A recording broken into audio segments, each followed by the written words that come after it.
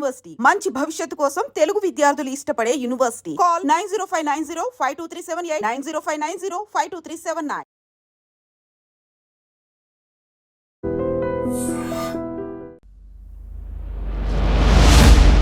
విశ్వ నియమాల్లో ఒక్కటైన సీక్రెట్ మేనిఫెస్టేషను గట్టిగా సంకల్పించుకుంటే నువ్వు అనుకున్నది జరుగుతుంది అని నమ్మే ఒక చిన్న సూత్రం మాత్రమే తెలుసు.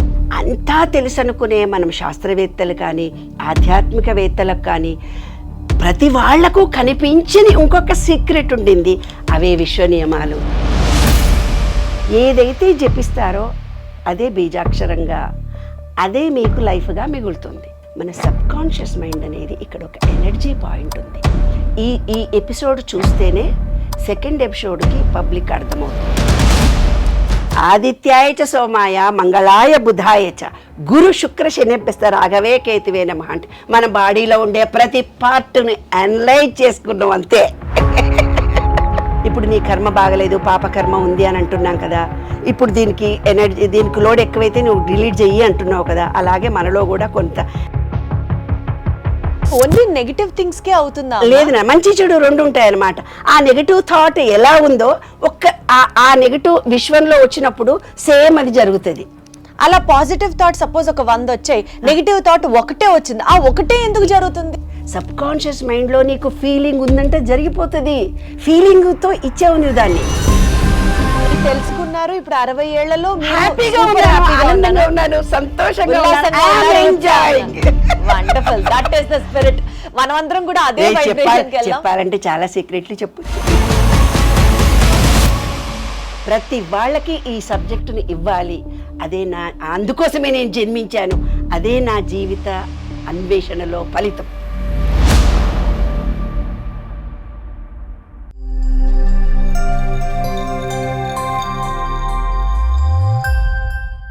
అసలు ఎప్పుడైనా వాటి గురించి ఆలోచించారా? అవి ఉన్నాయని గుర్తించారా? దేని గురించి? అవే విశ్వ నియమాలు. మనం ఒక విషయం అనుకుంటాం, ఒక పని జరుగుతుంది, దాని తర్వాత ఫాలోయింగ్గా ఆ సిరీస్ ఆఫ్ యాక్టివిటీస్ జరుగుతాయి. ఇవంతా మనం అనుకున్నట్టే జరిగిపోతాయా? ఇవంతా వాటంతట అవే జరిగిపోతాయా? కాదు. విశ్వంలో కొన్ని నియమాలు మనకి తెలియకుండా వాటి మీద పని చేస్తూ ఉంటాయి కాబట్టి అలా జరుగుతాయి. విజయం కానీ, విక్టరీ గెలుపు కానీ, లేకపోతే ఏదన్నా ఒక సక్సెస్ఫుల్ యాక్టివిటీ కానీ, ఇవన్నీ అలా అలైన్ అయ్యి జరగాలంటే మన జీవితంలో కొన్ని అంతర్ముఖమైన నియమాల వల్లే అది సాధ్యమవుతుంది. ఈ నియమాలే విశ్వ నియమాలు. నేను ఇంకొంచెం కాంప్లికేటెడ్గా చెప్పుండొచ్చు, కానీ దీన్ని ఈజీ చేసి లైఫ్లో ఏ ప్రాబ్లం ఉన్నా సరే విశ్వ నియమాలని పాటిస్తే ఆ ప్రాబ్లంని ఇట్టే దూరం చేసుకోవచ్చు అని చెప్పడానికి, అసలు ఈ విశ్వ నియమాలంటే ఏంటి, ఈ విశ్వం ఏ నియమాల మీద పనిచేస్తుంది, వీటి గురించి ఇంకాస్త డీటెయిల్డ్గా చెప్పడానికి నాతో పాటు ఉన్నారు లక్కరాజు నిర్మలమ్మ ఉన్నారు. ఒకసారి ఆవిడతో మాట్లాడదాం. అమ్మా నమస్తే. నమస్తే. ఎలా ఉన్నారు? ఫైన్. నాకు కూడా చాలా సంతోషంగా ఉంది మీతో ఈ టాపిక్ డిస్కస్ చేయడం. ఇన్ఫ్యాక్ట్ నాకు చాలా చాలా చాలా ఇంట్రెస్టింగ్ సబ్జెక్ట్ ఇది. ఒక్కటే తెలుసు, విశ్వ నియమాలు అని మీ ముందు వచ్చి ఈరోజు ఇలా మాట్లాడే ముందు విశ్వ నియమాల్లో ఒక్కటైన సీక్రెట్ మేనిఫెస్టేషను గట్టిగా సంకల్పించుకుంటే నువ్వు అనుకున్నది జరుగుతుంది అని నమ్మే ఒక చిన్న సూత్రం మాత్రమే తెలుసు. మీ ద్వారా ఇవాళ ఈ జర్నీ స్టార్ట్ చేయబోతున్నాము. నేను, నాతో పాటు మా ఆడియన్స్తో పాటు నేర్చుకునే వాళ్ళలో నేను కూడా ఉన్నాను. ఇవాళ క్వశ్చన్స్ అడుగుతున్నానే కానీ మీరు చెప్పే ప్రతి అంశం అట్లా బాణం లాగా దిగిపోతుందని అనుకుంటున్నాను. అమ్మ, అసలు టు స్టార్ట్ విత్ ముందుగా అసలు చెప్పండి, అసలు విశ్వ నియమాలు అంటే ఏంటి, వీటి గురించి మాట్లాడాలి అన్న తపన తాపత్రయం, ఆ రిసెర్చ్ చేయడం, ఇవన్నీ మీకు ఎలా స్టార్ట్ అయ్యాయి? అక్కడి నుంచే వద్దాం. ఓకే, విశ్వ నియమాలు 12 చెప్పడం చాలా ఈజీ నాన్న. మామూలుగా ఇప్పుడే చెప్పేయచ్చు, దాంతో పెద్ద ఇబ్బంది ఏమీ లేదు. కానీ అసలు విశ్వ నియమాలు అనేవి ఎందుకు, అసలు విశ్వ నియమాల్లో ఏముంది అనేది కూడా మనకు రావాలి కదా. దానికి నా అనుభవాలను జోడించి నేను చెబుతూ వెళ్తున్నాను నాన్న. ప్రతి వాళ్లకు లాగానే నాకు కూడాను చాలా అనుభవాలు జరిగాయి. ఆ అనుభవాల్లో నాకు నేనంటే ఏమిటి, ఇది కాదు జీవితం, నేనెందుకు పుట్టాను అని ప్రతి వాళ్ళకి ఒక ఏజ్ తర్వాత, కొంచెం మెచ్యూరిటీ తర్వాత ఒక అనుభవం వస్తుంది. వచ్చినప్పుడు మాత్రమే అసలు నేనంటే ఏమిటి, నేను ఎందుకో స్పెషల్గా పుట్టాను అన్న ఆలోచన కలుగుతుంది. కలిగినప్పుడు ఆధ్యాత్మిక వైపు మనుషులు మళ్ళుతారు. అది నాకు చాలా చిన్న వయసులో జరిగింది. ఎందుకు జరిగింది అని అంటే, మా అమ్మమ్మ చక్కగా పద్యాలు పాడుతూ ఉండేది. పద్యాలు పాటలు పాడుతూ ఉంటే ముసలిదాన్న ఎందుకే ఊరికే పాటలు పాడతావు, డిస్టర్బ్ చేస్తావు అనేవాళ్ళు. ఆమె వేమన పద్యాలు, సుమతి శతకం పద్యాలు పాడేది. పాడుతుంటే మాకంతా పుస్తక అభిమానులం మేము. అంటే పూర్వకాలం ఇల్లు కదా, మేమంతా కదా, ఒక రూమ్ నిండా పుస్తకాలు ఉన్నాయి. మా నాన్నగారికి పుస్తకాలు అంటే చాలా ఇష్టం. నా 10th క్లాస్లోనే అస్ట్రాలజీ నేర్చుకున్నాను, పొమరాలజీ నేర్చుకున్నాను, న్యూమరాలజీ కూడా నేర్చుకున్నాను. అప్పటికే నేను కవిత్వం రాశాను. సాహిత్య అకాడమీ వాళ్ళు నా పుస్తకాలు ప్రింట్ చేశారు. సరస్వతి కటాక్షం. అది యాదృష్టికి మా అమ్మ అనేది. శిష్టా లక్ష్మీనారాయణ అని మా గురువు గారు, పాలెంలో లెక్చరర్, బోస్ అండ్ బ్రదర్స్, ఇప్పుడు ఆక్స్ఫర్డ్ డిక్షనరీ రాశారు ఆయన. ఆయన ఒక రోజు నేను 8th క్లాస్లో స్పీచ్ ఇస్తుంటే, నాకు ఈ అమ్మాయిని ఇవ్వండి, నేను మోల్డ్ చేసుకుంటాను, షీ హ్యావ్ సంథింగ్ స్పెషల్ అని అన్నాడు. మా అమ్మ చెప్పుడు తీసుకొని కొట్టేళ్ళగొట్టింది. అసలే దాని మాట మాట్లాడుతుంటే నా బొంద నాకు ఒక్క ముట్టకు అర్థం కాదు, వాళ్ళ నాన్నకు మాత్రమే అర్థమవుతుంది, ఇదేదో సన్యాసుల్లో పోతుంది, లాభం లేదు అని తిట్టి పంపించేసింది.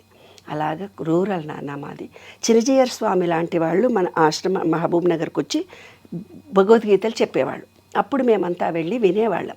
ఆ వింటూ కూర్చున్నప్పుడు సమశ్రీణాలని చేస్తారు, వాతలు పెడతారు, తెలుసు కదా. అతి శ్రీ వైష్ణవ సాంప్రదాయంలో వాళ్ళు వంటలు చేస్తే అందరికీ పనికొస్తుంది. రైట్. అలా పనికొచ్చే దాంట్లో ఆయన ఏదో వేదాంతము, జ్ఞానం అనేది ఒక దీపము, దీపాన్ని వెలిగించండి, జ్ఞానజ్యోతిని పొందండి అని చెప్తే ఒకటే అడిగిన ఆయన, దివ్య చుట్టూ వలయంగా చీకటి అలాగే ఉంది, దివ్య చుట్టూ వలయంగా చీకటి అలాగే ఉంది, దానిలో వెలుగు నింప ఎవరికి సాధ్యం అని. ఏంటే మీ అమ్మ ఇంత గొప్ప కవిత్వం చెప్పేస్తోంది, ఇది భగవత్ శక్తితో పుట్టింది, దీని జన్మకి సార్థకత ఉంది, ఇది చాలా గొప్పది కమలమ్మ అని అన్నాడు మా అమ్మకి. నన్ను దగ్గర చేర్చుకొని ఆశీర్వదించారు ఆయన. అది ఏదో మామూలుగా అనుకున్నానంతే. దివ్య చుట్టూ వలయంగా చీకటి ఎలాగే ఉందంటే, మా అప్పుడు క్యాండిల్స్ పెట్టుకొని చదువుకునేవాళ్ళం నాన్న. జ్ఞానజ్యోతి అనగా వెలిగిస్తే మరి చుట్టూ కూడా చీకటి ఉంది కదా, దాన్ని ఎవరు తొలగిస్తారు? ఇవాళ మనకి ఇంత విశ్వంలో భగవద్గీత, ఆధ్యాత్మికత, వేదాలు, శాస్త్రాలు ఇన్నీ ఉన్నాయి, అయినా తెలియనితనం మనకెంతో ఉంది. కోటాను కోట్ల సబ్జెక్ట్ ఉంది. దాంట్లో ఏదైతే జ్ఞానం ఉందో ఆ జ్ఞానాన్ని భగవత్కృప వల్ల నాకు లభించింది అనుకుంటున్నాను. అంటే అంతా తెలుసు అనుకునే మనం శాస్త్రవేత్తలు కానీ ఆధ్యాత్మికవేత్తలకు కానీ ప్రతి వాళ్లకు కనిపించని ఇంకొక సీక్రెట్ ఉండింది. అవే విశ్వ నియమాలు. అవి నాకు భగవత్కృప వల్ల నాకు లభించాయి, నా అనుభవం ద్వారా లభించాయి. 14 ఏళ్ల కృషి నాన్న ఇది. ఈ సబ్జెక్ట్ అంత తొందరగా రాలేదు. నా అనుభవాలను జోడించి నేను ఇప్పుడు చెప్తున్నాను కాబట్టి ఇంత లక్షల మంది, వేల మంది, కోట్ల మంది ఇది కావాలి సబ్జెక్ట్ చెప్పండి చెప్పండి చెప్పండి అని ఆతురత పడుతున్నా. ఏంటమ్మా ఈ సబ్జెక్ట్ పరంగా ఇప్పుడు మాట్లాడితే విశ్వ నియమాలు అంటే ఇప్పుడు మనం నిజ జీవితంలో మనం అనుభవిస్తున్నవి ఏవైతే ఉన్నాయో అంతా రాంగ్ పద్ధతుల్లో చేస్తున్నాం. అసలైన సబ్జెక్టు మన దగ్గర లేదు. ఎగ్జాంపుల్ చెప్పండి, ఏం తప్పుగా చేస్తుంది చెప్తాను. ఏమైందంటే మన దగ్గర ఉండే వేదాల్లో ఉండే సబ్జెక్ట్ అంతా యుఎస్ వాళ్ళు తీసుకెళ్ళిపోయారు నాన్న. కొంత సబ్జెక్టుని తీసుకెళ్ళిపోయి వాళ్ళ శాస్త్రంలో ఉంది నాన్న ఇది, మన శాస్త్రంలో ఇవి లేవు. అసలైన సబ్జెక్ట్ ఇది కాబట్టి ఇవి లేకుండా మనం తప్పుదారిలో వెళ్తున్నాం. ఇప్పుడు ఒక చిన్న విషయం ఉంది. పిల్లలు ఉన్నారు, పిల్లలు పుట్టగానే ఏం చేస్తామో ఏమో, వీడు బాగుపడతాడో లేదో, కడుపుతో ఉండగానే ఫస్ట్ థాట్స్ కంటానో లేదో, అబార్షన్ అవుతుందో ఏమో, పిల్లలు పుడితే అంగవైకల్యం పిల్లలు పుడతారో ఏమో, పుట్టగానే నా పిల్లకు మాటలు వస్తాయో రావో, ఏవో చూస్తుంటాం పిచ్చి పిచ్చివన్నీ నమ్మకాలు, విశ్వాసాలు. కొన్ని నమ్మకాలు, కొన్ని విశ్వాసాలు మనలో ఏర్పడి ఆ పిల్లలు పుట్ట కింద పడతావురా అంటావు, దయ్యం వచ్చిందిరా అంటావు, నిన్ను ఆ దవాఖానకు తీసుకుపోవాలరా. అరే నీ ఎంకమ్మ, ఒక్కటన్నా వాడి జీవితంలో పుట్టి పెరిగి 12 years లోపల వాటికి సబ్కాన్షియస్ మైండ్ పెరుగుతుందనమాట. 12 years లోపలనే అవే అనుభవాలు వాడి జీవితం అవుతాయి. నువ్వు కింద పడతావురా అంటివి, దవాఖానకు పోతావురా అంటివి, నువ్వు తెలివిలోనోడు అంటివి, వాడు పక్కోడు నేను ఎక్కిరిస్తాడురా అంటివి, నువ్వు చెడ్డి నిప్పుకున్నావు. వాడికి ప్రతి నెగటివ్ ఇచ్చినాము. వాడి జీవితంలో ఎలా ఎదుగుతాడు నాన్న? రైట్. అంటే మన ఆలోచన మాటనే కాదు, ఆలోచన కూడా ఒక వైబ్రేషన్ ఉంది. ఒక బీజాక్షరము అంటే ఏంటి నాన్న బంగారు తల్లి? బీజాక్షరము అంటే జపించడము అంటే ఏమిటి? నాకు బీపీ ఉంది, షుగర్ ఉంది, కంట్రోల్ కాదు, నాకు నడుము నొప్పి ఉంది, వాకుట్లుంది, నా మగుడు నన్ను సతాయిస్తాడు, 24 గంటలు ఇవే జపం చేస్తున్నారు. కాబట్టి వాళ్ళకి అదే జీవితం. కొంతమంది మాకు డబ్బులు లేవు అని చెప్పిస్తున్నారు. కొంతమంది మాకు ఆరోగ్యం బాగలేదు. ఏదైతే జపిస్తారో అదే బీజాక్షరంగా, అదే మీకు లైఫ్గా మిగులుతుంది. ఈ చిన్న విషయమే మనం తెలుసుకోలేక అనామకంగా ఉన్నాము. కాబట్టే నేను విశ్వ నియమాలను రాయడం జరిగింది, దీని మీద కృషి చేయడం జరిగింది. అయితే ఇంతమందిని ఎలా ఆకర్షిస్తుంది? నేను చిన్నప్పుడు నేను చెప్పాను ఇందాక, మా అమ్మమ్మ పద్యాలు చదివేది. ఈరోజు వందలు వేలు కోట్ల మంది పుస్తకాలు రాస్తున్నారు కదా ఇన్ని వందల సంవత్సరాలలో, కానీ వేమన పద్యాలకు సుమతి శతకాలకే వాల్యూ ఉంది కదా. ఇప్పుడు కూడా అంటారు పిల్లలకి ఇప్పటికీ నేర్పిస్తారు. ఏమంటారు? చాలా ఉన్నాయి. ఉప్పు కప్పు పోలిక ఉండు చూడ చూడ రుచుల జాడ వేరే, ఏదో విషయం వచ్చినా పద్యం చదివేస్తారు. ఆ పురుషులు ఎంత పుణ్య, తర్వాత కొడుకులు ఎంత పుడితే ఏం లాభం, వాడు ప్రయోజకుడైతే, అన్ని ప్రతిదీ పద్యాలు పాడుతుంటాం. దానివల్ల నాకు అర్థమైంది ఏంటంటే, ఎందుకు ఆ రోజు నాకు ఒక బీజం పడింది బంగారు తల్లి. తర్వాత నేను రీసెర్చ్ చేస్తూ ఉండగా నాకు అర్థమైంది ఏంటి తల్లి అంటే, అద్భుతమైనటువంటి భావన. మనము పూజ చేసేటప్పుడు ఒక శ్లోకాన్ని చదవమని ఇస్తాడు. ప్రతి దాంట్లో విష్ణు సహస్రనామాల్లో, లలితా పారాయణంలో ఏదైనా సరే ఒక శ్లోకం ఇస్తారు. మంత్రోపదేశం చేసిన మా గురుగారు కూడా నాకు ఒక శ్లోకం ఇచ్చి చదువు అని. నేను శ్లోకం నేను జపం చేస్తున్నా కదా, శ్లోకం ఎందుకు, నేను శ్లోకం చదువు అనుకునేదాన్ని. ఈ రీసెర్చ్ చేసుకున్నప్పుడు మన సబ్కాన్షియస్ మైండ్ అనేది ఇక్కడ ఒక ఎనర్జీ పాయింట్ ఉంది. ఈ ఎపిసోడ్ చూస్తేనే సెకండ్ ఎపిసోడ్కి పబ్లిక్ అర్థమవుతుంది, లేకపోతే అర్థం కాదు.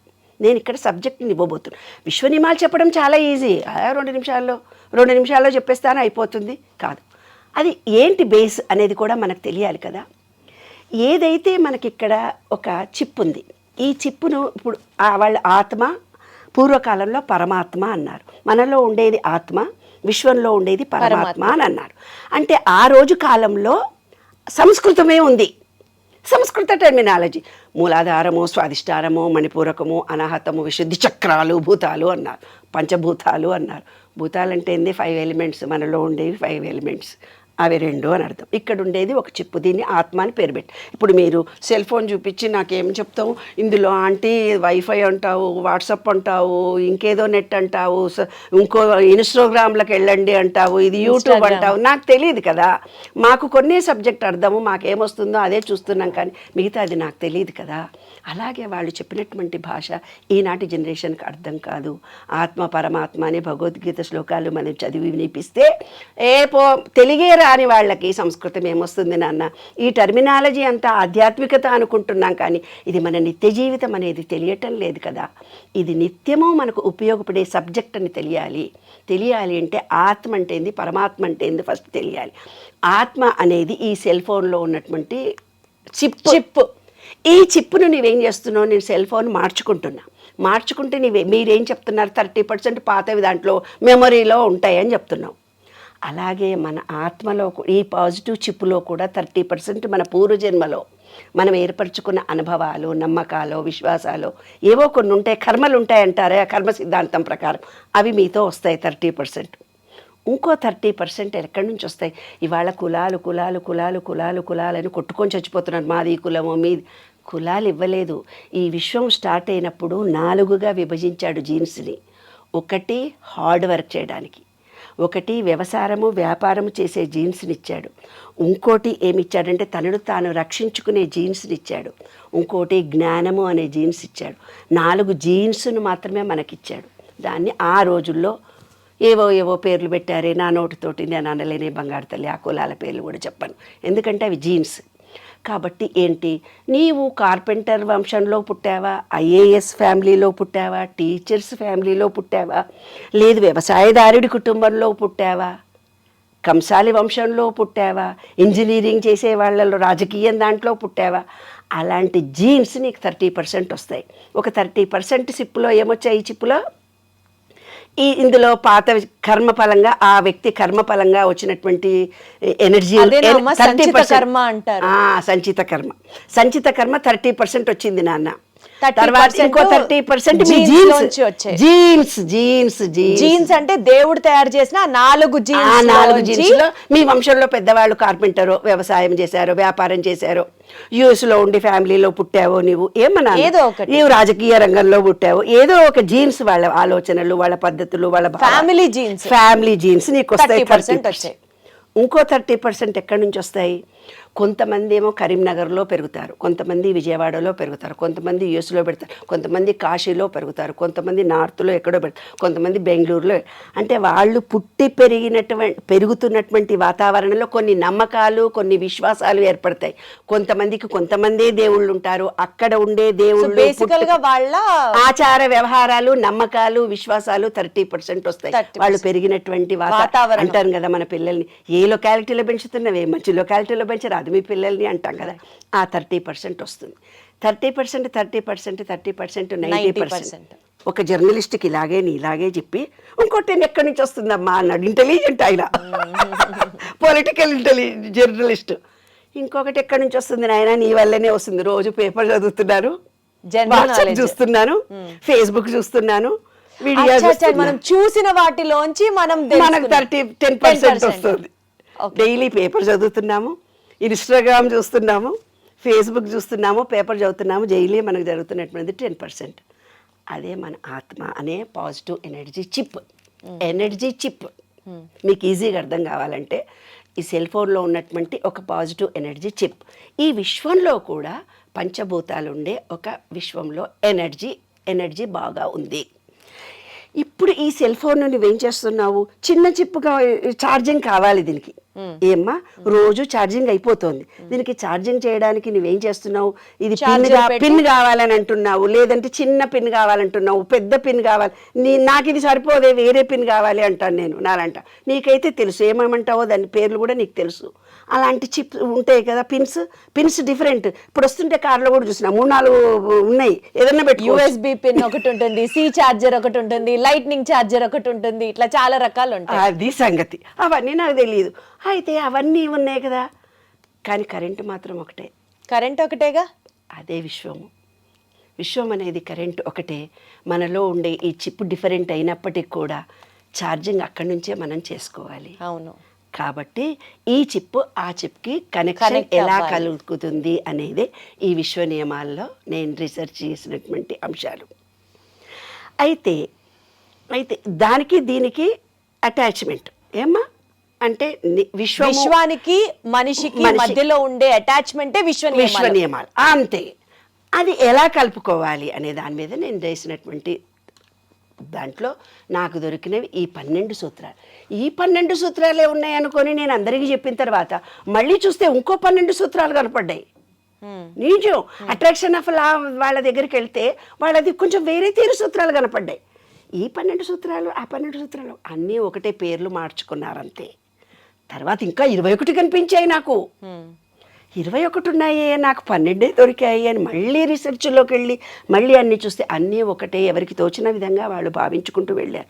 కానీ 12 సూత్రాలే విశ్వ నియమాలు, అవే కరెక్ట్. అవి జీవితానికి అన్వయించుకుంటే 21 కాదు 31 కాదు, ఎన్ని సూత్రాలు ఉన్నా అన్ని సూత్రాల కిందికి ఇవే సూత్రాలు వస్తాయి. అది నాన్న, దీనికి ప్రాక్టికల్గా నేను అనుభవించినటువంటి దాన్ని నీకు ఉదాహరణగా చెప్తాను. మరి నాకు ఇంత ధైర్యం ఎక్కడి నుంచి వచ్చింది, ఈ పుస్తకం మీరు వినండి, ఇది ఆచరించండి, ఇది ఒక గొప్ప పుస్తకం అని నేను అన్నప్పుడు దాని గురించి నాకేదో అనుభవాల ద్వారా నేను పొందినటువంటి జ్ఞానాన్ని మీకు ఇస్తేనే కదా. ఇప్పుడు లలితాపారాయణం చదువు అన్నారు. లలితాపారాయణం చదివిన తర్వాత దాని ఫలితం చదవమంటారు. ముందు ఫలితం చదవమన్న తర్వాత లలితాపారాయణం చదవమంటే ఎంత బాగుండేదే. అయ్యో ఎవరో పెద్దవాళ్ళు చెప్పారు కాబట్టి వాళ్ళు చేసిన తప్పు నేను చేయకూడదు కదా. అందుకని నేను ఇది ఏమిటి ఫలితం చెప్పిన తర్వాత అప్పుడు సూత్రాల గురించి మాట్లాడుకుందాం, నమ్మకం కలుగుతుంది. ఎగ్జాక్ట్లీ. అయితే నాకు ఫస్ట్ మా అమ్మమ్మ అని చెప్పాను కదా, ఫస్ట్ నేను మెచ్యూర్ కాకపోతే నన్ను ఎంపీసీ చదివించారు. అక్కడ ఫెయిల్యూర్ అయ్యాను, అక్కడ కూడా ఇబ్బందులు ఎదుర్కొన్నాను. అంటే ట్రెడిషన్ ఫ్యామిలీలో మమ్మల్ని అక్కడ దేవుడు అంటారనమాట. దేవుడు అని నన్ను తీసుకెళ్ళి రాఘవేంద్ర స్వామికి అంకితం ఇచ్చారు. రాఘవేంద్ర స్వామికి అంకితం ఇచ్చినప్పుడు మంత్రాలయం రాఘవేంద్ర స్వామి నా ఒంటి మీదకి వచ్చేవాడు. అంటే ఏం లేదే, మంత్రం ఇవ్వలేదు, ఏం లేదు. ఓం పూజ్యాయ రాఘవేంద్రాయ సత్యధర్మరథాయ చ భజతాం కల్పవృక్షాయ నమతాం కామధేనువే అనే సూత్రమే చదువుకున్నానంతే. చదువుకుంటే నాకు భగవంతుడు అవాహనం అయ్యేవాడు. అప్పుడు బోర్డు కవిత్వం రాశాను. ఇంటర్మీడియట్లో నన్ను జాయిన్ చేశారు మా నాన్నగారు. చేస్తే అన్ని సబ్జెక్టులు ఫెయిల్ అయ్యాను అంతకుపురం. తర్వాత అన్ని సబ్జెక్టులో గొప్పగా వచ్చాను. స్టేట్ ర్యాంక్లో మహబూబ్ నగర్ డిస్టిక్లో మొట్టమొదటి ఎంపీసీ ఆడపిల్ల నేను. ఆల్ డిస్ట్రిక్ట్స్లో ఆల్ డిస్ట్రిక్ట్స్లో. డిస్ట్రిక్ట్లో మొత్తం అది లెక్కల టీచర్ రావాలంటే వేరే బాయ్స్ స్కూల్ నుంచి వచ్చి ఆడపిల్లల స్కూల్లో చెప్పాలి. మా అన్న పక్కన ఇలా కూర్చోకూడదు, ట్రెడిషనల్ ఫ్యామిలీ. నాన్న పక్కన కూర్చోకూడదు. ఇలా మెచ్యూర్ కాని వాళ్ళని దేవుడని పూజ చేస్తారు. అలా నాతోటి మందులు ఇప్పించేవాళ్ళు అందరికీ. ఇంకా ఆవులు ఇంట్లో ఉండేవి, ఆవులకు డెలివరీ జరుగుతుండేది. మా అమ్మమ్మనేమో ఆ బిడ్డకు పాలు పట్టడము, నాదేమో మాయి పట్టుకొని వెనక కూర్చొని మాయి పట్టాలి. అది మాయి తింటుందట, ఆకలేసి డెలివరీ అయిన బేబీ బాలెంత ఆకలేస్తుందట. ఆకలేస్తే ఆ మాయి తింటే పాలు ఉండవట, పాలు ఎండిపోతాయట. అందుకని ఆ మాయి దగ్గర గంప పట్టుకొని కూర్చునేదాన్ని. అలా ట్రెడిషన్ ఫ్యామిలీలో ఆధ్యాత్మికతకి ఈ ఈ ఈ జీవితానికి మధ్యలో ఎన్నో చూస్తూ ఒడిదుడుకులను ఎన్నో ఎదుర్కొంటూ చూసుకుంటూ వచ్చాను తల్లి. వచ్చిన తర్వాత మ్యారేజ్ చేశారు. మ్యారేజ్ జీవితంలో కూడా నేను ఆయన ఈస్ట్ గోదావరి, నేనేమో పాలమూరు తెలంగాణ పోరిని. ఇక్కడికి అక్కడికి కుదరలేదు, చాలా గొడవలు. పెళ్లి చేసుకున్న 10 నిమిషాలలోనే గొడవలు జరిగిపోయాయి. అమ్మ బాబోయ్. ఇక విడిపోయామో అని అనుకున్నారు. నేను ఒక్కదాన్ని ధైర్యం చేసుకొని బీఎస్సీ బీఈడీ చదివితేనే పెళ్లి చేసుకుంటానన్నారు వాళ్ళు. బీఎస్సీ బీఈడీ ఉన్నందుకు పెళ్ళయింది. కానీ అన్నీ గొడవలే, ఎక్కడ సాటిస్ఫాక్షన్ లేదు లైఫ్లో.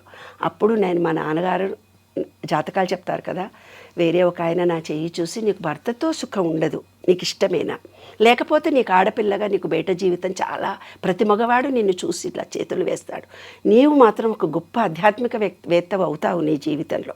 నాన్నతో పాటే మీ నాన్నగారి కోరిక నిన్ను పంపించడం ఇష్టం లేదు, నువ్వు ఇక్కడే ఉండాలి అని అన్నారు.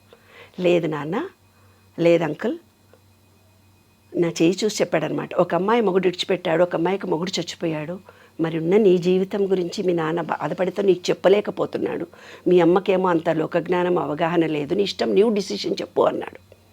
ఆయనతోటే ఉంటాను, ఎందుకంటే నాకు 2 చెల్లెళ్ళు 2 తమ్ముళ్ళు, భవిష్యత్ అంతా ఉంది. మా అన్నకు అప్పటికే నాకు పెళ్ళి వద్దు అంటే మా అన్నయ్యకు ముందు పెళ్ళయింది, తర్వాత నాకు పెళ్లి చేశారు. డిగ్రీ అయిన తర్వాత, నేను మెచ్యూర్ అయిన తర్వాత నాకు పెళ్లి చేశారు. నాకు బీఈడీలో పెళ్లి చేశారు, బీఈడీ అయినాక పెళ్లి చేశారనమాట. అయితే వీళ్ళు గవర్నమెంట్ జాబ్ వస్తే గవర్నమెంట్ జాబ్ మీ అమ్మ నాయనకు సంపాదిస్తావని వద్దన్నారు.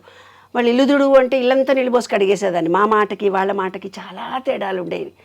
నేను నీళ్ళు పోసి కడిగితే అందరు పిహి నవ్వుకునేవాళ్ళు. ఇల్లు తుడువు అంటే మాకు తెలంగాణలో నీళ్ళు పోసి కడగడం, వాళ్ళకేమో తడిబట్టేసి తుడవడం. అట్లా కొంచెం ఎడ్డిదాన్ని.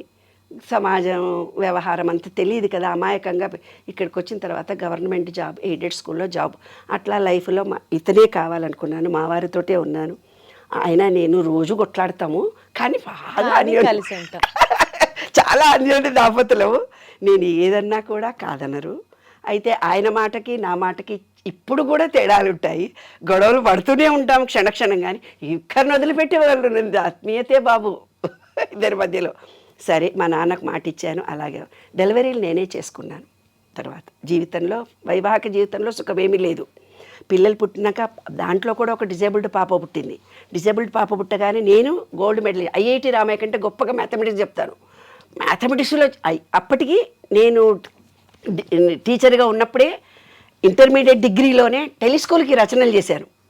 7 గంటలకు దూరదర్శన్లో నాటికలు వచ్చేవి, బుద్ధం శరణం గుర్తి. 7 గంటలకు మీరు టీవీలు చూసావో లేదు నువ్వు, 7 గంటలకు ఒక స్పెషల్ నాటికలు వచ్చేవి, బుద్ధం గుర్తింపు నాటికలు రాశారు. అప్పటికే డాక్టర్ సి నారాయణ రెడ్డి గారు లక్కరాజు నిర్మల యంగ్ గర్ల్ అని పిలిచేవాడు, నన్ను యంగ్ గర్ల్ అని పిలిచేవాడు. అట్లా రేడియోలో టీవీలో ఆకెళ్ళ గారు, అలా ఆ చిన్న వయసులో డిగ్రీలోనే నాకు ఇంతమంది పెద్ద పెద్ద వాళ్ళ పరిచయాలు. కవిత్వము, సాహిత్య అకాడమీ వాళ్ళే నా బుక్స్, పుస్తకాలు రాస్తే నీవెవరో నేనెవరో, గెట్ అవుట్ మా అత్తగారు వాళ్ళకి. ఎందుకంటే వాళ్ళకు అవగాహన సాహిత్యం మీద లేదు, సామాజిక విలువలకు మాత్రమే తెలిసినటువంటి వ్యక్తులు వీళ్ళు. సరే, టీకా పుస్తకం మర్చిపోయా, అసలు కవిత్వం రాస్తానని కూడా మర్చిపోయా. 5 ఏళ్లకో 10 ఏళ్లకో ఒక టెలిస్కూల్ రచనల్లో పోతుంటే చిల్లర భవానీ కనపడి, అరే నీవు లక్కరాజు, నేను నీ పుస్తకం నా దగ్గర, ఓహో నేను కవిత్వం రాస్తానా అనుకున్నాను అన్నప్పుడు. సో ఫ్యామిలీ కోసం మొత్తం మీకున్న ఇంట్రెస్ట్ అంతా వదిలేసుకున్నాను. తర్వాత డిజేబుల్డ్ పాప పుట్టింది, ఉద్యోగం చేస్తున్నాను. ఉద్యోగానికి వెళ్తే నేను 10th క్లాస్ మ్యాథమెటిక్స్ టీచర్ని. ఈమె చాలా యాక్టివ్, ఇంటెలిజెంట్ అని కుళ్ళు ఒకటి ఉంది నా మీద. తర్వాత నేను డుమ్మా కొడుతున్నాను, థైరాయిడ్ వచ్చింది. అప్పటి కాలంలో థైరాయిడ్ అని నాకు మెడిసిన్స్ ఇవ్వలేదే. ఇప్పుడు కూడా మహబూబ్ నగర్లో థైరాయిడ్ వల్ల మెచ్యూర్ కారు 1% కేసులు నేను ఇప్పుడు కూడా సాల్వ్ చేస్తున్నా. మెచ్యూర్ కారు సన్నగా బక్కగా ఉంటారు, థైరాయిడ్ గోలు వేస్తే బాగైపోతారు. అలాగా నాకు డెలివరీలో తెలుసుకున్నారు. సెకండ్ డెలివరీలో డిజేబుల్డ్ పాప ఎందుకు పుట్టిందంటే థైరాయిడ్ ఉన్నందువల్ల అని అప్పుడు తెలుసుకొని, అప్పటి నుంచి నాకు థైరాయిడ్ మందులు ఇచ్చారు. అప్పుడు నేను గవర్నమెంట్ జాబ్ కూడా రిజైన్ చేయాల్సి వచ్చింది. మెంటల్లీ రిటార్డెడ్ స్కూల్ రన్ చేశాను. సూర్య భగవంతం వైస్ ఛాన్సలర్ కూతురు మా మహిళా మండలిలో ఉండే ఆమెతో. మా పాప కొంచెమే స్లో లెర్నర్ మాత్రమే, డిజేబుల్డ్ కాదు. అయినా నేను మెంటల్లీ రిటార్డెడ్ అంటే ఏంటి సబ్జెక్ట్ అంతా నేర్చుకొని డిజేబుల్డ్ స్కూల్ రన్ చేశాను. ఎప్పుడైతే నేను జాబ్ రిజైన్ చేశానో అంతకుపూర్వం మా నాన్న వాళ్ళు ఫోన్లో మాట్లాడేవాళ్ళు, తర్వాత ఎవరో నాకు సంబంధం లేదు. పుట్టింటి నుంచి టోటల్ డిటాచ్. ఎందుకు? డెలివరీలు కూడా నేనే చేసుకున్నాను. ఆయనకు జాబ్ లేదు, నాకు జాబ్ లేదు, మేము భారం అవుతాం కదా వాళ్ళకి. వెలివేయబడ్డ మనుషులు. అయ్యో అయ్యో. ఇటు అత్తగారి వాళ్ళు ఎవరు లేరు, ఆయనకు అమ్మ నాన్న లేరు, వాళ్ళ అన్నయ్య వదిన వాళ్ళిద్దరు వాళ్ళ ఫ్యామిలీ వాళ్ళు సెటిల్ చేసుకున్నారు. ఈయన ముందు నుంచి కూడా సపరేటే ఉన్నారు పాపం. వాళ్ళ అన్నయ్య వదిన వాళ్ళు ఏమి ఇన్వాల్వ్ కాలే. ఈయనతోటి భాష వ్యావహారిక జ్ఞానంతోటే మాకు ఇబ్బందులు, కానీ పెద్దవాళ్ళందరితోటి మాకేమీ ఇబ్బందులు ఏమి లేవు. అట్లా వీళ్ళతో ఈయనతో అండర్స్టాండింగ్ కష్టం. అంటే వాళ్ళు మర్యాద చేసేది వీళ్ళకి తెలీదు, వీళ్ళు చేసేది వాళ్ళకి. తెలంగాణ వ్యవహారం వేరే ఉంటుంది కొంచెం, దాంతో ఇబ్బందులే తప్ప ఇంకేం లేదు. అయితే ఇప్పుడు డెలివరీలు కూడా వీళ్ళు లేరు, వాళ్ళు లేరు. డెలివరీ నేనే వెళ్ళి నాకే డెలివరీలు నేనే చేయించుకున్నాను. సెకండ్ డెలివరీకి మాత్రం మా అమ్మ వాళ్ళు అప్పుడు ఇల్లు కట్టుకున్నాను. ఇల్లు కట్టుకుంది ఇది అని అప్పుడు వచ్చారు. వస్తే ఏదో డెలివరీ అని డెలివరీ చేస్తే సీమంతం చేయండి అంటే, నీకు సీమంతం కూడా చేయాలనా, నువ్వు మీ బిడ్డలు బిచ్చమెత్తుకోవాలన్నారు నన్ను. సీమంతం చేయలే. అందుకే నేను 1000 మందికి సీమంతం చేస్తున్నా, రోజు 100 మందికి సీమంతం చేశాను ఈ రోజు. అలా జీవితంలో కొన్ని అనుభవాలు, ఆటుపోట్లు. తర్వాత మెంటలీ రిటార్డెడ్ స్కూల్ రన్ చేశాను. 2 బిడ్డల పెళ్ళిళ్ళల్లో ప్రాబ్లమ్స్ వచ్చాయి. ఆ స్కూల్ కూడా తీసేసి వేరే వాళ్ళకి ఇచ్చేసాను. అప్పుడు నాకు అర్థమైపోయింది, ఇది కాదు, ఏదో ఉంది నా జీవితము స్పెషలిస్ట్. I am a specialist. భర్త పిల్లలు సంసారం అంటూ కాదు, ఏదో నేను సాధించాలి. తర్వాత మా పిల్లలే వచ్చి పెళ్ళిళ్ళైనాక చెప్పారు, ఆ అమ్మాయి చనిపోయింది ప్రఫుల్ల అని. అప్పుడు నాలో ఉండే కోపము గ్రిజ్ అంతా. అమ్మాయి ప్రఫుల్ల అని ట్విన్స్లో ఒక అమ్మాయి, స్లో లెర్నర్ పాప, డిజేబుల్డ్ పాప. అందుకే 2 మ్యారేజ్ల్లో ప్రాబ్లం జరిగింది, ఈమెకు మెంటల్ పిల్లలు ఉన్నారని. అంటే పెద్ద గొప్పగా ఆస్తులు ఉండాలి మా ఫ్యామిలీలో, చదువులు ఉండాలి. మా ఆయన నేను గొప్ప పొజిషన్లో, పుట్టింటోళ్ళే నన్ను పట్టించుకోలేదంటే బయట ప్రపంచం ఎవరు పట్టించుకుంటారే బంగారు. మా చెల్లెళ్ళ పెళ్ళిళ్ళు నేను చేశాను. తమ్ముడు అడ్వకేట్ చదివేదాకా నేను చూశాను. తమ్ముళ్ళ చెల్లెల పెళ్ళికి సంబంధాలు చూసిందే నేను. వాళ్ళ గొడవలు జరిగితే కూడా నేను హెల్ప్ చేశా. వాళ్ళు మిమ్మల్ని వద్దనుకున్నారు కానీ మీరేనాడు వాళ్ళని వద్దనుకోలేదు. మా నాన్న అంటే నాకు పంచ ప్రాణాలు. ఇవాళ నేను లక్కరాజు నిర్మల అంటే మా నాన్నగారి పేరే లక్కరాజు రాఘవరావు. అస్ట్రాలజీ నాకు జీవితం అంటే నేర్పింది మా నాన్నగారు. మా నాన్నగారి దగ్గర ఆయన కూడా ఎందుకు పట్టించుకోలేదు? మా నాన్న కోట్ల రూపాయల ఆస్తులుండి మా తాతగారు చనిపోయి కొంగరకల అని మా నాన్నది. మా నాన్న పూటకూళ్ళలా ఒక్కొక్కళ్ళ ఇంట్లో భోజనం చేసి చదువుకున్నారు, భోజనం లేక. ఈ ఊళ్ళో 10 కోట్లకు 1 ఎకరం. ఆ ఆస్తులు ఆ రోజుల్లో ఎక్కడివి నాన్న పూర్వకము. మా నాన్న పూటకూళ్ళలా ఒక్కొక్కళ్ళ ఇంట్లో ఉండి చదువుకుంటే మా అమ్మని ఇచ్చి పెళ్లి చేసి ఇల్లరికం వచ్చారు మా నాన్నగారు 100 ఎకరాలు రాసిస్తే. మా పెదనాన్నలు నన్ను అడిగారు, ఏంటే పెద్ద పోజులు నీవు, మీ తాత ఎట్లా చచ్చిపోయాడో తెలుసా అంటే, పెదనాన్న ఎట్లా చచ్చిపోయాడు అని అడిగితే, ఆకలితో అన్నం లేక చచ్చిపోయాడే. ఒక కొడుకును దత్తత ఇచ్చాడు, ఒక కొడుకుడు మెంటల్ అయిపోయాడు, ఒక కొడుకు ఆకలితో చచ్చిపోయాడు, ఒక కొడుకును దత్తత ఇచ్చాడు, మీ నాన్న ఇల్లరికం ఇచ్చాడని చెప్పారు మా నాన్నగారు చనిపోయేటప్పుడు కూడా ఆ పాత ఇంట్లో మహబూబ్ నగర్ ఇంట్లో నీళ్లు కాడుతుంటే మంచం కింద 2 రాళ్ళు పెట్టుకున్నాడు, కానీ ₹1 కోటి తన చేతులున్నా ఒక కొత్త మంచం కొనుక్కోలేదు. ఇప్పుడు చెప్పు, ఆడపిల్ల ఫోన్ చేస్తే ఎందుకు ఎత్తలేదు మా నాన్న? ఫోన్ చేస్తే ₹1 ఖర్చు అయితే అని ఫోన్ చేసేవాడు కాదు. ఇదంతా సబ్కాన్షియస్ మైండ్లో వాళ్ళు ఏర్పరచుకున్నటువంటి భావనలు, వాళ్ళు పెరిగినటువంటి భావనలు. అది వాళ్ళ తప్పు కాదు. ఇవాళ మా ఆయనతో కూడా అదే గొడవ. పని మనిషికి ఏదైనా డబ్బులు ఇవ్వాల్సి వస్తే ఒక ₹2 ఎక్కువ, ఆ ₹2 తెచ్చిస్తే కానీ నేను చిల్లరి అంటాడు. ఎందుకు? వాళ్ళ ఆ కాలంలో వాళ్ళు పడిన అనుభవాలు ఇవాళ చూస్తున్నారు. ఇవాళ నా దగ్గర ₹100 ఉన్నాయి, నేను హ్యాపీగా ఖర్చు పెట్టుకోవచ్చు.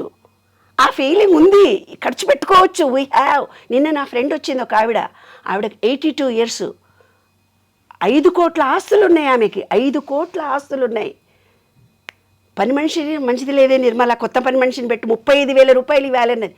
₹35,000, ₹1 కోటి నువ్వు బ్యాంకులో పెట్టుకుంటే 80 lakhs వస్తున్నాయి, 80,000 వస్తున్నాయి నీకు. ₹1 కోటి నీ బిడ్డలకే ఇవ్వు. దాన ధర్మాలు చేయకపోతే గెట్అవుట్ నా ఇంట్లో నుంచి అని తిట్టా. నేను ₹1,00,000 ఇస్తున్నాను పని వాళ్ళకని. ఒక ₹1,00,00,000 బ్యాంకులో వస్తే 80 లక్షలు వస్తున్నాయి కదా, 80,000 వస్తున్నాయి కదా, 40,000 పెట్టి ఇద్దరు పని మనుషులు పెడితే వాళ్ళ జీవితం అంతా అయ్యో మేము ఇక్కడ. అదే నేను విశ్వ నియమాల రహస్యం తల్లి. మనకు ఏది ఉందో అది ఇవ్వాలి, ఏది పొందుతున్నామో అదే మన జీవితము. కాబట్టి ఈ విశ్వ నియమాల నిగూఢ రహస్యమే అది నాన్న.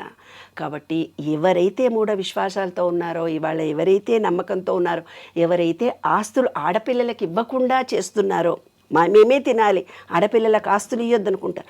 నిన్నొక కేసు నాకు ఫోన్ వచ్చింది నాన్న. మా అమ్మాయి ఇంజనీరింగ్ ఫైనల్ ఇయర్లో ఉంది, రెండవ కూతురు ఫస్ట్ ఇయర్లో ఉంది. ఇద్దరు పిల్లలు ఎలా అంటే కొడతారు, తిడతారు, అరుస్తారు, పిండి ఏది ఉంటే అది చేతిలో పెట్టి కొడతారు. అంటే మీ ఆయన ఇట్లనే ఉన్నాడా అంటే అవును. అంటే మరి జీన్స్ దానికి నువ్వేం చేస్తావు? కాబట్టి ఈ 3 నేను చెప్పే బేసిక్స్లోనే సగం సబ్జెక్ట్ వస్తుంది నాన్న. ఫస్ట్ ఈ చిప్ అని చెప్పిన దాంట్లో సగం సబ్జెక్ట్ వస్తుంది. తర్వాత అనుభవాల ద్వారా నేను చెప్పి జోడించి మీకు ఇస్తున్నటువంటి దాంట్లో 30% వస్తుంది. తర్వాత సబ్జెక్టుని ఎలా ఇంప్లిమెంట్ చేసుకోవాలో 30% ద్వారా వచ్చి విశ్వ నియమాలను ప్రపంచంలో అందరికీ ఇవ్వదలుచుకున్నా. అప్పుడు మా అమ్మాయిలు వచ్చి షూస్ వేసుకొని నీ ఉస్మానియా యూనివర్సిటీలో వాకింగ్ వెళ్ళు మమ్మీ, నీకెప్పుడో 20 ఏళ్ల క్రితమే బొక్కలన్నీ అరిగిపోయాయి, అనేబుల్ టు వాక్. పిల్లల పెళ్ళిళ్ళప్పుడు కూడా నేను కుర్చీ మీద కూర్చొని పెళ్లి చేశాను. అలాంటిది నేను ఇవాళ ఇంత బాగా ఉన్నాను అని అంటే ఆ విశ్వంతో. అందరూ ఉస్మానియా యూనివర్సిటీ లోపల వెళ్ళి చదువుకున్నారు. నాకు ఎంఎస్సీ ఫిజిక్స్ వస్తే మా అమ్మ వాళ్ళు చదివించక మా సార్ని కొట్టి తిట్టేలా కొట్టారు కదా. ఉస్మానియా యూనివర్సిటీ బయట 12 సూత్రాలు నాకు అవగాహన. ఇవాళ నేను ప్రకృతితో మాట్లాడతాను. అమ్మ, మీ లైఫ్ ఎక్స్పీరియన్సెస్ గురించి తెలుసుకున్నాము, మీరు లైఫ్లో ఫేస్ చేసిన అప్స్ అండ్ డౌన్స్ గురించి తెలుసుకున్నాము, ఆటుపోట్లు చెప్తున్నారు, అన్నీ కనెక్ట్ అవుతున్నాం కదా. విశ్వ నియమాలు ఇది నాకు తెలిసి ఒక రోజులోనో, ఒక పూటలోనో, ఒక ఎపిసోడ్లోనో అయ్యే సబ్జెక్ట్ కాదు. ఇది చాలా చాలా చాలా పెద్ద సబ్జెక్ట్. సో ఈ ఎపిసోడ్లో ఇంట్రొడక్షన్ మాట్లాడదాం. అసలు విశ్వ నియమాలు ఏంటి, ఎన్ని ఉన్నాయి, వాటి బేసిక్స్ చెప్పండి. నెక్స్ట్ ఎపిసోడ్లో ఒక్కొక్క సబ్జెక్ట్ గురించి డీప్గా వెళ్దాం. అనుభవాలను, ఎక్స్పీరియన్సెస్, వాటిని గురించి ఎగ్జాక్ట్లీ కరెక్ట్. అలా వాకింగ్ వెళ్తున్నప్పుడు అడిగారనమాట, మీరు లోపలికి రండి మేడం, చాలా బాగుంటుంది. అబ్బో నేను రానురా బాబు అని అన్నాను. నాకు గాజులు వేసుకుంటాను, 5:30కే వస్తాను అన్నాను. అంటే వాళ్ళు ఏమన్నాడు తెలిసిన, ఏం లేదు మేడం మీరు రండి, బాగుంటుంది, చాలా బాగుంటుంది, నెమళ్ళు అవి ఉన్నాయి అన్నారు. సరే అనుకొని రెండో రోజు నుంచి ఒక ఊర కుక్క నా వెంట పడ్డం మొదలుపెట్టాడు. ఒక ఊరి కుక్క. ఆ ఊరి కుక్క నేను 3 కిలోమీటర్లు పోతే 3 ఉంటారు, 6 కిలోమీటర్లు పోతే 6 ఉంటారు. నేను కూర్చుంటే కూర్చుంటాడు, నిలబడితే నిలబడతాడు. అరే నువ్వు నాకు ఇంజక్షన్లు తీసుకోరా, నా మీద పడుతున్నావు ముద్దు పెట్టుకొని అని. అప్పుడు వీళ్ళందరూ సెక్యూరిటీ వాళ్ళు అందరూ అన్నారు, నేను ఒంటరిదాన్ని రేపటి నుంచి రాను అన్నావు కదా, దేవుడు నీ కోసం పంపించాడని. 2 గంటలకు పోయినా వస్తాడు, 3 గంటలకు పోయినా వస్తాడు, 6 గంటలకు పోయినా వస్తాడు. నేను కారు హారన్ కొట్టగానే వచ్చి కన్నీళ్లు పెట్టుకొని రోడ్డు మీద బయట నిలబడి చూస్తాడు. చిలకలు మాట్లాడతాయి, పక్షులు మాట్లాడతాయి, విశ్వంని నేను ఇలా ఏదడగానే అది ఇచ్చేస్తుంది. ఆ స్థితికి నేను వచ్చాను కాబట్టి ఇంత ధైర్యంగా మీకు చెప్తున్నాను. విశ్వ నియమాలు అనేవి విశ్వంలో మనం ఏమడిగితే అది సాధించుకోవచ్చు. ఇప్పుడు మనం ఉన్న పరిస్థితి కర్మను నివృత్తి చేసుకోవాలి అని అంటే చిన్న ఎగ్జాంపుల్ చెప్పేస్తాను. చిన్నది ఒకటి చెప్పండి. అది మీ షార్ట్లోకి వరకు వచ్చేస్తుంది. సరే చెప్పండి. ఆదిత్యాయ చ సోమాయ మంగళాయ బుధాయ చ గురు శుక్ర శనిభ్యస్త రాఘవే కేతవే నమః అనమంటారు కదా. నవగ్రహాలు అంటారు కదా. విశ్వంలో పంచభూతాలు, మనలో పంచభూతాలు ఉన్నాయి కదా. ఈ చిన్న పాయింట్ చెప్తేనే మీకు అర్థమైపోతుంది. నవగ్రహాలు మనలో ఉన్నాయి, మనలో ఉండే దానిని ప్యూరిఫై చేసుకుంటే నవగ్రహ దోషం పోతుంది. ఆదిత్య అంటే సండే అంటే మన సహస్రార చక్రం, మండే అంటే మన ఆజ్ఞా చక్రం వైట్గా ఉంటుంది, ట్యూస్డే అంటే విశుద్ధి చక్రం, థర్స్డే అంటే హార్ట్ చక్ర గ్రీన్, థర్స్డే అంటే గురువారం ఇవాళే సూర్యుడు డైజెషన్ కెపాసిటీ, ఫ్రైడే అంటే మన యూట్రస్, శుక్ర మహర్దశ ఉంటేనే పిల్లలు పుడతారు, శుక్ర కణాలు అని సైన్స్లో చెప్తారు, అది మన యూట్రస్, మగాళ్ళకు కూడా యూట్రసే. దాని తర్వాత మూలాధారము సాట్రన్ శని. ఆదిత్యాయ చ సోమాయ మంగళాయ బుధాయ చ గురు శుక్ర శని అంటే మూలాధారం ఓంకారం. రాఘవే కేతువే నమః. రాఘవే అంటే మన కంప్యూటర్ తలకాయ మాత్రమే, దానికి ఉండదు. కేతు అంటే మన కాళ్ళు మాత్రమే. కాబట్టి ఆదిత్యాయ చ సోమాయ మంగళాయ బుధాయ చ గురు శుక్ర శనిభ్యస్త రాఘవే కేతువే నమః అంటే మన బాడీలో ఉండే ప్రతి పార్ట్ని అనలైజ్ చేసుకున్నాం అంతే. ఆ ఎన్లైట్ చేసుకునే ప్రాసెస్లో ప్రాసెస్ ఈ విశ్వ నియమాలతో కనెక్ట్ అవుతాం. కరెక్ట్. విశ్వ నియమాలు మొత్తం చెప్పమంటే నేను ఇప్పుడు చెప్పేసి క్లోజ్ చేద్దాము, చెప్దాం. ఎందుకంటే Yes. ఒక ఎపిసోడ్ స్టాప్ అవుతుంది. ఎగ్జాక్ట్. నేను చూసి చెప్పాలి, ఎందుకంటే ఇంగ్లీష్ టర్మినాలజీ నాకు కరెక్ట్గా రాదు. ఆ టర్మ్కి ఒక్కటి తప్పు చెప్పినా ఎంతోమంది 1000 మంది చూసినప్పుడు నన్ను తప్పుగా చెప్పొద్దు. భావన తెలిస్తేనే చెప్పాలి, కరెక్ట్గా ఉంటే చెప్పాలి, అనుభవంతో చెప్పాలి. అలాగే. అప్పుడే ప్రతి వాళ్ళ హృదయంలోకి మీరు వస్తుంది చక్కగా నాన్న. చూసే చెప్పండి. ఫస్ట్ది దైవిక ఏకత్వం, law of divine oneness. Okay. అంటే లా ఆఫ్ డివైన్ వన్నెస్ అంటే ప్రతిదీ పరస్పరం అనుసంధానంగా ఉంటుంది. మన కర్మలు, ఆలోచనలు, చర్యలు విశ్వంపై ప్రభావం చూపిస్తాయి. దైవి ఏకత్వ నిబంధన తెలుగులో ట్రాన్స్లేషన్ చేస్తే law of oneness, divine oneness. అంటే ప్రతి జీవిలో ప్రాణి ఒకటే అన్నారు. దాన్ని ఇంకా ఎలాబరేషన్ చేసి మీకు అందరికి అర్థమయ్యేటట్టుగా నేను చెప్తాను. తర్వాత లా ఆఫ్ వైబ్రేషన్ రెండవది. కంపన నిబంధన అంటే ఏంది? ప్రతి వస్తువుకి, నేను ఇందాక చెప్పాను, ఆలోచనలకి, మనలో ఉండే భావనలకి ఎక్కువ తక్కువ ఒక ఫ్రీక్వెన్సీ అంటే తరంగ ధైర్యం ఉంటుంది. సైన్స్ స్టూడెంట్స్ అయితే ఈజీగా అర్థమైపోతుంది నాన్న. మూడవది లా ఆఫ్ యాక్షన్. చర్య చేస్తేనే ఫలితం ఉంటుంది, కర్మ వల్లనే ఫలితం ఉంటుంది అని మన పెద్దవాళ్ళు చెప్పారు. కానీ ఇంకా దానికి ఎలాబరేషన్ చేసి మనం చెప్పుకోవచ్చు. క్రియాశీలత కర్మ అంటే మన కర్మలే ఫలితాన్ని చూపిస్తాయి అని. Law of action. తర్వాత సారూప్యత ఆకర్షణ సిద్ధాంతము, లా ఆఫ్ కరెస్పాండెన్స్. లోపల ఏదైతే ఉందో అదే నేను ఇందాక చెప్పాను. నాకు వీళ్ళు ఎవరు హెల్ప్ చేయరు, మా పిల్లలు ఏమైపోతారు అనుకుంటే వాళ్ళు నిజంగా అదే అయిపోతారు. మా పిల్లలు ప్రయోజకులు మంచోళ్ళు అనుకుంటే ప్రయోజకులు అవుతారు. నా భర్త మంచోడే బాగా చూసుకుంటాడు అంటే అబ్బో నీ వీడేమిడిదో అని అనుకుంటే ఏమిడిదో ఉంటాడు. Law of attraction. ఈ లా ఆఫ్ అట్రాక్షన్ 1000 మంది, లక్షల మంది వాళ్ళంతా చెప్తున్నారు. ఏదనుకుంటా జరగదు, ఈ 12 రూల్స్ పాటిస్తేనే అవుతుంది. అది మాత్రం సత్యం.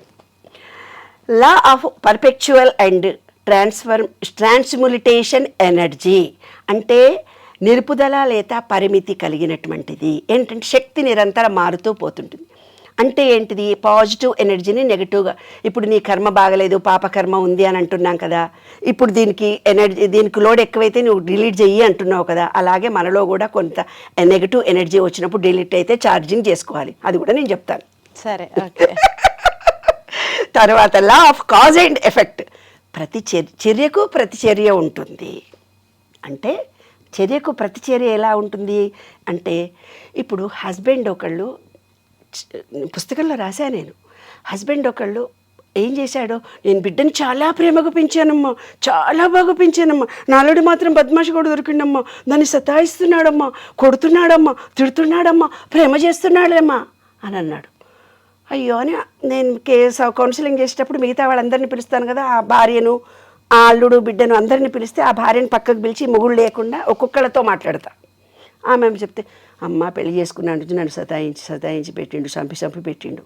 నా బాధ నేను ఎవరికి చెప్పుకోలేక, ఈ పిల్ల పుట్టినాక కొంచెం ఆర్థికంగా మాకేం ఇబ్బంది లేదు, ఇట్లా కూర్చుంటావు, మా చెల్లెలు అట్లా పని చేస్తుంది, ఇట్లా నిలబడ్డావు, ఆ మూత ఎట్లా పెట్టినావు, నవ్వుతూ ఉండవా, ఏ దానికన్నా వంక పెట్టి తిట్టేవాడంట.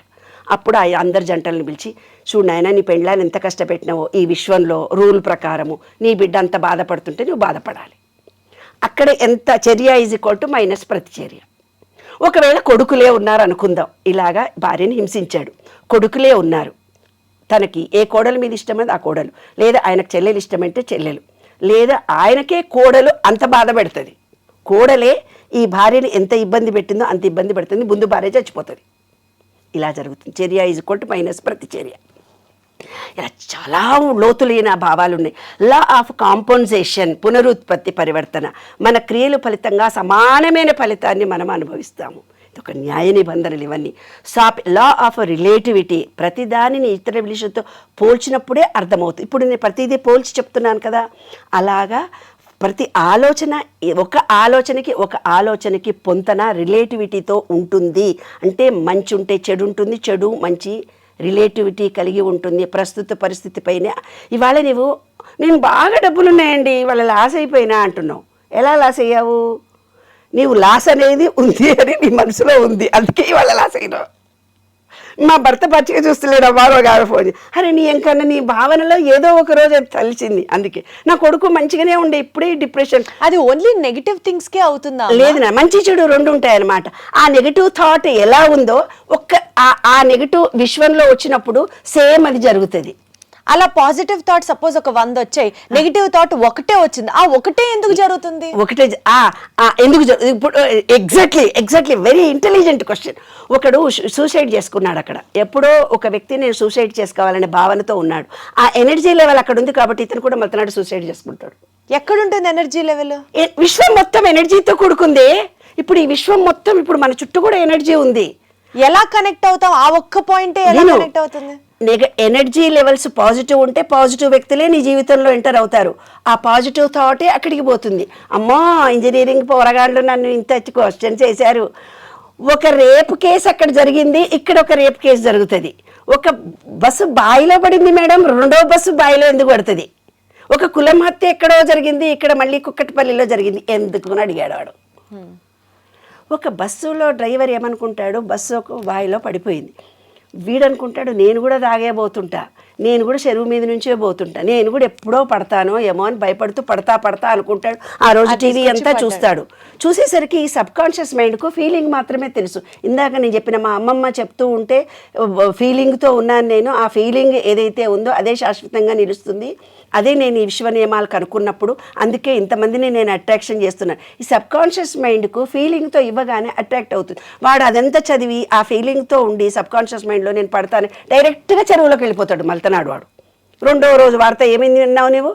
ఆ వైబ్రేషన్ ఇక్కడ ఉంది కాబట్టి, అతని థాట్ లెవెల్ కూడా అదే ఉంది కాబట్టి, ఆ థాట్ లెవెల్ సబ్ కాన్షియస్కు ఫీలింగే తెలుసు. నువ్వు మంచి చేస్తున్నావా, చెడు చేస్తున్నావా, తప్పు చేస్తున్నావా తెలియదు. ఇంకొక ఉదాహరణ చెప్తా, నువ్వు పడిపోతావు. ఇప్పుడు ఒక భర్త ఉన్నాడు, ఒక భార్య చాలా గొప్ప పొజిషన్లో ఉంది, దీన్ని కాళ్ళు ఎరగొట్టాలి, ఎప్పుడన్నా కొంచెం మూలబడి ఉంటే కానీ నా మాట వినదు, దీనికి అహంకారం ఎక్కువ. మగవాళ్ళకు మేలీగో ఉంటుంది, భార్యను ఎప్పుడు అప్రిషియేట్ చేయడు కదా నాన్న. ఒకరోజు తీసుకుపోతూ యాక్సిడెంట్ చేస్తాడు. యాక్సిడెంట్ చేసి 2 కాళ్ళు ఇరిగిపోతాయి ఆమెకి. అతనికి తెలియదు అది జరుగుతుంది. సబ్ కాన్షియస్ మైండ్లో నీకు ఫీలింగ్ ఉందంటే జరిగిపోతుంది. ఫీలింగ్తో ఇచ్చావు నువ్వు దాన్ని, జరుగుతుంది నాన్న. అతనికి కూడా తెలియదు. భార్య మళ్ళీ కాళ్ళు ఇరిగిపోతే అతను బాధపడతాడు, ఆమె బాధపడుతుంది. కానీ అతనిలో రివెంజ్ ఇలా తీర్చుకుంటాడు. ఈగో, మేలు ఈగో. పిల్లల్ని కొట్టాలనుకున్నా, చంపాలనుకున్నా, ఇవన్నీ కూడా ఈ సబ్ కాన్షియస్ మైండ్ ఫీలింగ్సే.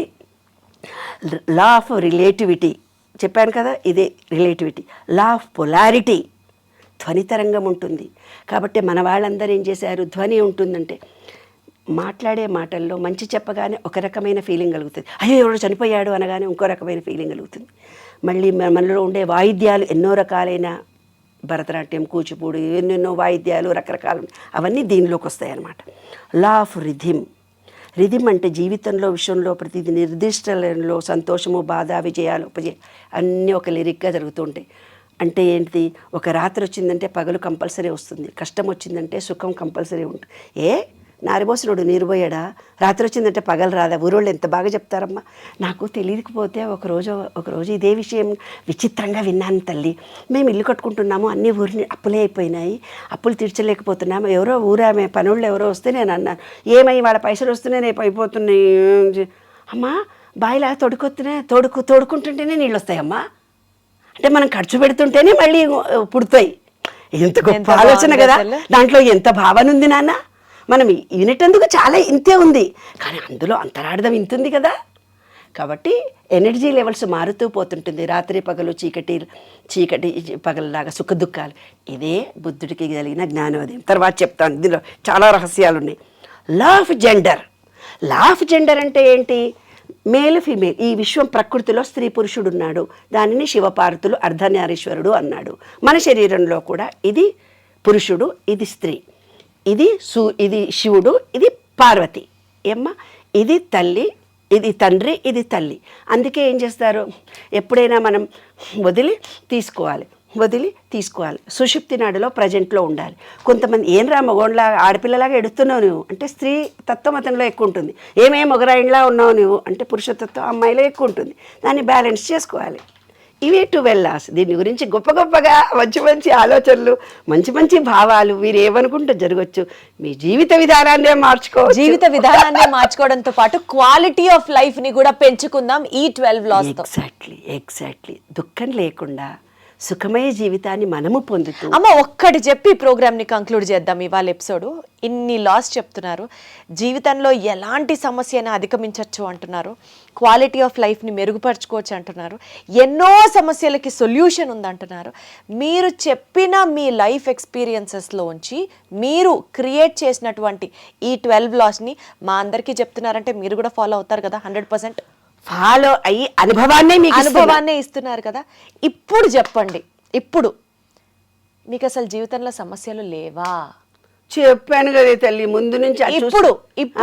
ఇప్పుడు ఏం సమస్యలు లేవు. అది నేను అంటా, ఆ సమస్యలో ఎగ్జాక్ట్లీ క్వశ్చన్. ఎంత మంచి క్వశ్చన్ అడిగా. You are very intelligent. ఒక అమ్మాయి ఫోన్ చేసి నన్ను అడిగిందే, ఏం మేడం ఎప్పుడు వచ్చింది మీకు ఈ జ్ఞానం అంటే 60 ఏళ్ళకి వచ్చింది అని అన్నాను. అంటే మాకు ఇప్పుడు 45 ఏళ్ళు అంటే నువ్వు చాలా అదృష్టవంతురాలివి. నా జీవితం కనుక ముందే వచ్చి ఉంటే, ఈ జ్ఞానం తెలుసుంటే నా లైఫ్ టర్నింగ్ ఇంకో రకంగా ఉండేది. ఎగ్జాక్ట్లీ చిన్న వయసులో మీకు అందరికీ తెలుసుకునే అవకాశం. ఈ విశ్వాన్ని మనం ఏమడిగినా ఇస్తుంది. ఈ విశ్వ నియమాలు తెలిసి ఆ దారిలో మనం వెళితే ప్రతిదీ సులభం అవుతుంది. మీరు తెలుసుకున్నారు. ఇప్పుడు 60 ఏళ్లలో ఉన్నాను, సంతోషంగా wonderful. That is the spirit. మనమందరం కూడా అదే వైబ్రేషన్ కి వెళ్దాం. చెప్పాలంటే చాలా సీక్రెట్లు చెప్పొచ్చు. ఇల్లు కావాలంటే ఇల్లు వచ్చింది, డైమండ్ నెక్లెస్ కావాలంటే వచ్చింది, ఎండి కంచోలు కావాలంటే వచ్చాయి. అమ్మ సాయంత్రం మా ఇంటికి వస్తారు మీరంతా.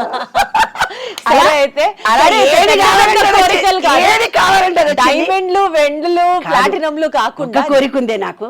ఈ విశ్వ నియమాలను విశ్వవ్యాప్తం చేసి మీకందరికీ సబ్జెక్ట్ ఇవ్వడం నా చివరి కోరిక. ప్రతి వాళ్ళకి ఈ సబ్జెక్టుని ఇవ్వాలి. అదే అందుకోసమే నేను జన్మించాను. అదే నా జీవిత అన్వేషణలో ఫలితం. తథాస్తు. సో అది మీ ద్వారా మేమందరం కూడా విని తెలుసుకొని జీవితంలో పెద్ద పెద్ద మెటీరియలిస్టిక్ డిజైర్స్ గురించి నేను మాట్లాడలేదు. బేసిక్ సంతోషంగా ఉండగలిగితే అంతకన్నా కావాల్సింది ఏం లేదు. సో అవన్నీ మీ ద్వారా తెలుసుకోబోతున్నాం అన్నందుకు చాలా ఎక్సైటెడ్ గా ఉంది. ఈ ఎపిసోడ్ ని ఇక్కడితో కంక్లూడ్ చేస్తున్నాం. నెక్స్ట్ ఎపిసోడ్ ఎప్పుడా అని మీతో పాటు నేను వెయిట్ చేస్తాను. అమ్మని మళ్ళీ కలుద్దాం. Thank you. నేను కూడా క్రియాసిటీతో మీకు ఇంకా కొత్త కొత్త విషయాలు చెప్పాలని ఆతృతతో ఉంది. నెక్స్ట్ ఎపిసోడ్ లో మళ్ళీ కలుసుకుందాం. కొత్త కొత్త విషయాలు మనం షేర్ చేసుకుందాం. 100%.